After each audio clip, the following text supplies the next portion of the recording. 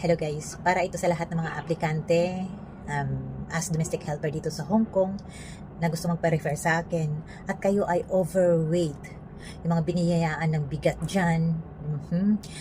Guys, sorry, meron kasi kaming weight limit dito sa agency na aking nire-refer.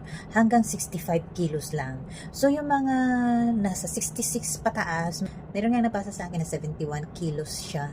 Sorry ha, kasi hanggang 65 kilos lang talaga kami.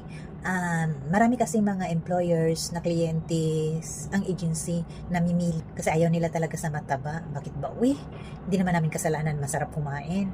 Pero yun talaga guys, ayaw nila masyado. Mapili talaga ang mga amo dito kasi akala nila pag mataba ka talaga ay tamad ka na, mabagal kumilos. Dati kaya tumaba din kaya ako, hindi naman. Nasa tao naman yan. Meron ng payat dyan ang tamad-tamad. So balik tayo no. Pasensya na po, pero ito ang gagawin ninyo. Kapag meron kasing tao na na yung mabigat ka lang sa timbang, kaya ang gagawin ninyo, kung hindi naman kayo mataba, kapag kayo ay sa personal yun, or sa mag-video call ang employer or si broker, hindi naman kayo katabaan talaga, ay gagawin ninyo guys, pwede ninyong ilagay ng 65 kilos para pasok pa rin kayo sa weight limit. Kasi yun talaga ang pwede na lang ninyong gawin. Kung hindi lang ha, pero yung mga obvious talaga na mataba talaga kayo, wag yun nang itry kasi sayang ang oras. Hello guys, para ito sa lahat ng mga aplikante as domestic helper dito sa Hong Kong na gusto magpa-refer sa akin at kayo ay overweight. Yung mga biniyayaan ng bigat dyan. Guys, sorry, meron kasi kaming weight limit dito sa agency na aking nire-refer. Hanggang 65 kilos lang. So yung mga nasa 66 pataas, meron nga napasa sa akin na 71 kilos siya. Sorry ha, kasi hanggang 65 kilos lang talaga kami.